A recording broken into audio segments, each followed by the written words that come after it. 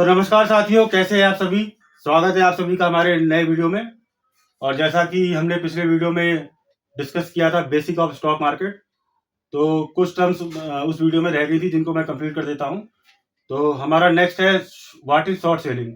हमने अक्सर ये सब सुना होगा शॉर्ट सेलिंग का, और अक्सर इन लोगों ज़्यादा अवेयर हो पाए होंगे जब हिंडनबर्ग की रिपोर्ट अडानी की आई थी लास्ट ईयर।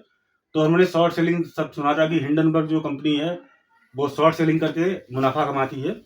तो शॉर्ट सेलिंग क्या होती है? शॉर्ट सेलिंग मतलब क्या है कि you don't have instrument, still you can trade और still you can generate profit. मतलब होता क्या है, मैं एग्जांपल से बता देता हूँ। मान लीजिए कोई कंपनी ए है और जिसका स्टॉक प्राइस अभी 1,000 रुपए है। तो और आपको अगर लगता है कि फ्यूचर में इसका स्टॉक प्राइस 900 रुपए आ सकता है या 800 रुपए आ सकता है, मतलब उसका प्राइस नीचे आ सकता है, तो आप 1,000 रुपए में उस शेयर को वहां पर बेच के और 900 रुपए में खरीद लेंगे।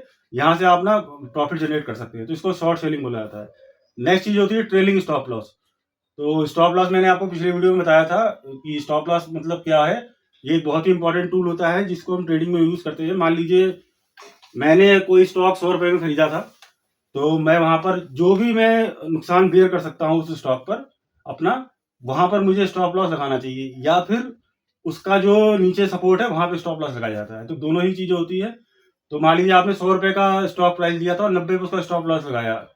इसका मतलब ये होगा कि जब उसका प्राइस 90 रुपए को हिट करेगा तो मेरी वो ट्रेड को ऑटोमेटिक क्लोज कर देगा। इस वजह से मैं सिर्फ 10 रुपए का ही नुकसान उठाऊंगा। अगर मैं अदरवाइज स्टॉप लॉस नहीं लगाता हूँ तो होगा क्या कि मान लीजिए आप कहीं बिजी थे और मार्केट में कोई फंडामेंटल न्यूज बहुत बड़ी आ गई और सडनली वो हो सकता है कि वो 100 रुपए से गिरते गिरते 90, 70, 80 आए। आपका स्टॉप लॉस लगा नहीं था, आपका बहुत बड़ा नुकसान हो जाएगा। तो स्टॉप लॉस लगाना बहुत जरूरी होता है।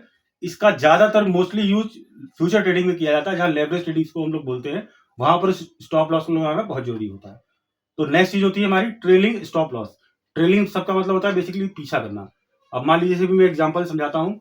अगर आपने 100 रुपए की ट्रेड ली, उस पर 90 रुपए का स्टॉप लॉस लगाया हुआ है। अगर इन केस की वो 100 का 110 हो जाता है तो मुझे करना क्या है कि जो मैंने 90 रुपए पे स्टॉप लॉस लगाया है उसको मैं 100 रुपए कर दूं। फिर अगर उसका प्राइस 120 रुपए चला गया तो उसका स्टॉप लॉस में 110 रुपए पे लगा दूंगा। 130 चला गया तो 120 पे लगा दूंगा। एक तरीके से स्टॉप लॉस को मैं बढ़ाता जा रहा हूँ। तो इसी को बोलते हैं ट्रेलिंग स्टॉप लॉस।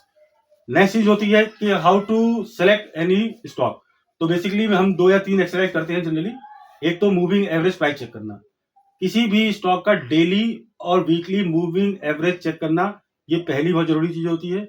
दूसरी चीज क्या होती है, अगर नियर मूविंग एवरेज आया हुआ है और उसके साथ एक बुलिश कैंडल बना हुआ है और उस ग्रीन कैंडल का हाई ब्रेकडाउन है, तब हम उस स्टॉक को पिक करने की कोशिश करते हैं। थोड़ा टॉपिक है पर रिस्क मैनेजमेंट को मैं छोटा सा आपको एक्सप्लेन कर देता हूँ।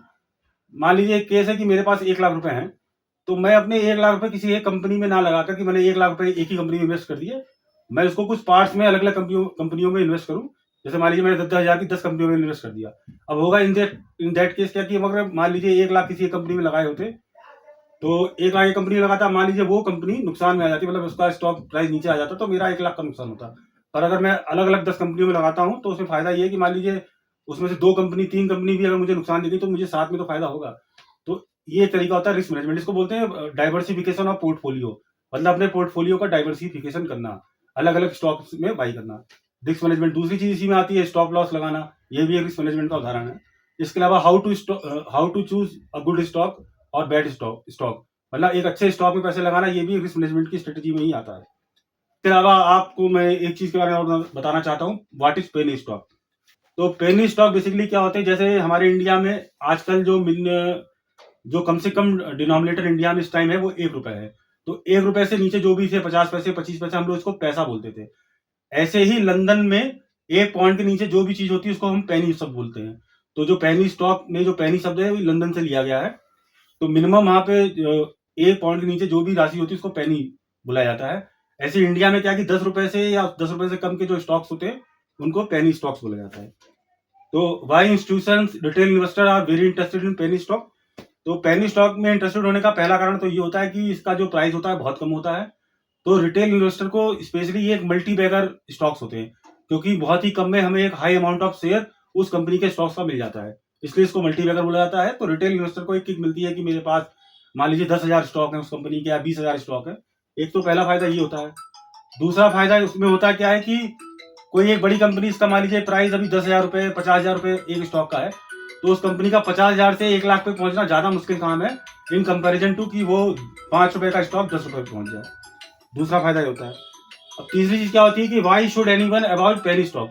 ऐसा होता है कि हर पेनी स्टॉक अच्छा ही नहीं होता और पेनी स्टॉक बुरे भी नहीं होते, तो क्यों किसी पेनी स्टॉक को नहीं लेना चाहिए। इसके लिए फंडामेंटल एनालिसिस का होना बहुत जरूरी है। हमें किसी भी कंपनी का पेनी, स्पेशली जब वो कंपनी पेनी मतलब उसका प्राइस बहुत कम है, तो उसमें इन्वेस्ट करने से पहले हम कोशिश करें कि उसके बारे में, उस कंपनी के क्या फ्यूचर प्रोजेक्ट है, क्या फ्यूचर प्लान है, कैसी उसकी मैनेजमेंट टीम काम कर रही है, कोई उस कंपनी पे डेट तो नहीं है।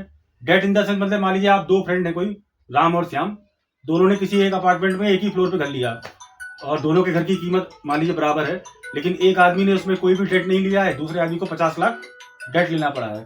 तो इसका मतलब ये है कि जिस आदमी ने डेट लिया उसकी इकोनॉमिकल हेल्थ बहुत ज़्यादा अच्छी नहीं है।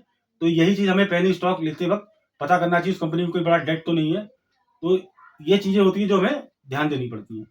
इसके अलावा चौथी चीज़ क्या है, मैं एग्जांपल देता हूँ, जैसे टाइटन, विप्रो, पिडिलाइट, इनके नाम सुने होंगे आपने। ये भी किसी जमाने में पेनी स्टॉक्स ही थे, बट आज इन्होंने क्या से क्या अचीवमेंट करी है ये हम सभी को पता है। तो इसी के साथ वीडियो को समाप्त करते हैं। बहुत बहुत